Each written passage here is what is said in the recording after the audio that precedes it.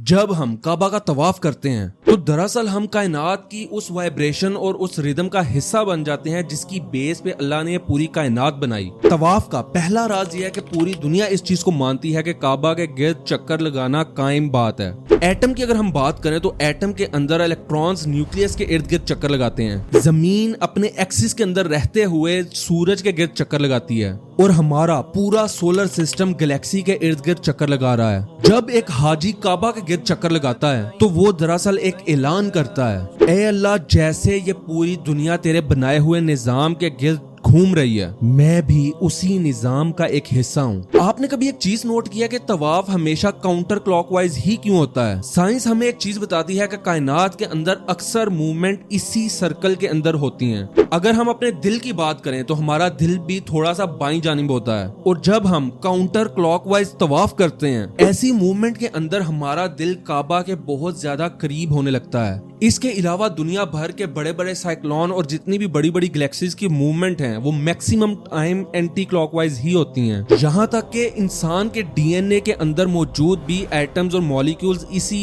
वे में मूव करते हैं। तवाफ सिर्फ एक चक्कर लगाने की बात नहीं है बल्कि दुनिया के नेचुरल फ्लोज के साथ अपने आप को अलाइन करने की बात है। मगर क्वेश्चन ये है कि क्या काबा वाकई ही दुनिया का सेंटर पॉइंट है और हम इस दुनिया के सेंटर पॉइंट के ऊपर तवाफ परफॉर्म करते हैं? क्या आपने कभी गोल्डन रेशो के बारे में सुना है? मैथमेटिक्स और आर्ट्स के अंदर इसको डिवाइन प्रोपोर्शन के नाम से जाना जाता है, जो कायनात की हर खूबसूरत चीज के अंदर मौजूद है, चाहे वो फिर फूलों की पत्तियां हो या किसी इंसान का चेहरा। अब यहाँ पे हैरत की बात यह है कि जब हम दुनिया के साउथ पोल और नॉर्थ पोल से गोल्डन रेशो निकालते हैं तो एग्जैक्टली सेंटर पॉइंट मक्का बनता है। सिर्फ यही नहीं, अगर आप ईस्ट और वेस्ट के दरमियान का रेशो भी चेक करें तो सेंटर पॉइंट आके काबा ही बनेगा। साइंस के नजदीक काबा इस दुनिया का वो जीरो पॉइंट है जहाँ पे बैलेंस और हार्मोनी अपने अरूज पर होती है। तवाफ दरअसल उस मरकज की एक गवाही है कि इस सेंटर पॉइंट ने पूरी जमीन को होल्ड करके रखा हुआ है। नाउ द क्वेश्चन इस तवाफ के अंदर 7 चक्कर ही क्यों हैं? अगर हम साइंस की बात करें, साइंस के अंदर भी 7 नंबर बहुत इंपॉर्टेंट है।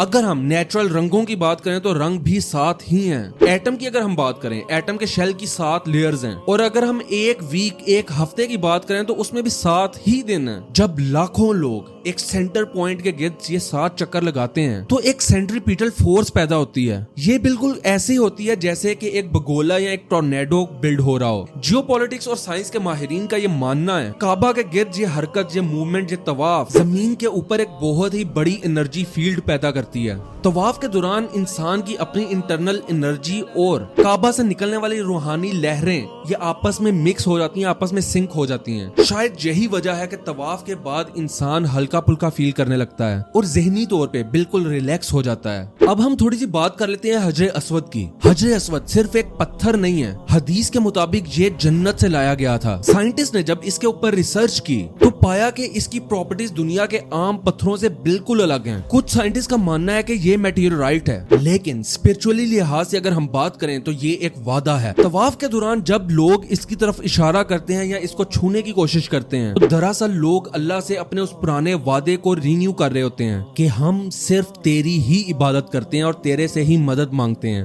वेल, अगर लॉजिकली मैं बात करूं तो मुझे ये समझ में आता है कि ये पत्थर आसमानों के साथ कनेक्शन बिल्ड करता है काबा का। और एक और बहुत ही इंटरेस्टिंग बात बताता चलूं, हजरत उमर ने फरमाया कि ये पत्थर ऐसा है कि ये किसी को ना कोई नफा दे सकता है ना नुकसान। काबा के साथ जो एक छोटी सी दीवार है हतीम, दरअसल वो काबा का ही एक हिस्सा है। हजरत इब्राहिम अलैहिस्सलाम ने काबा बनाया था, उस टाइम ये दीवार भी काबा का हिस्सा थी। इसका खुला होना हमें ये चीज बताता है कि काबा और अल्लाह का घर किसी एक बंदे के लिए, किसी खास शख्सियत के लिए मुख्तिस नहीं है, ये हर इंसान के लिए खुला है। हातिम की दीवार के अंदर नमाज पढ़ना ऐसे है जैसे आपने काबा के अंदर ही नमाज पढ़ी हो। तवाफ हमें एक और चीज भी सिखाता है कि चाहे आप बादशाह हो, चाहे आप किसी मुल्क के वजीर आजम हो या चाहे आप फकीर हो, आपका रंग सफेद हो या काला, तवाफ करते हुए, अल्लाह का जिक्र करते हुए हर इंसान बराबर है। यहाँ पे कोई VIP नहीं होता, यहाँ पे जो भी होता है वो सिर्फ अल्लाह का बंदा होता है। याद रखें, काबा सिर्फ मिट्टी और पत्थर की एक इमारत नहीं है, ये अल्लाह की एक निशानी है। ये हमें याद दिलाता है कि हमारी जिंदगी बेमकसद नहीं है,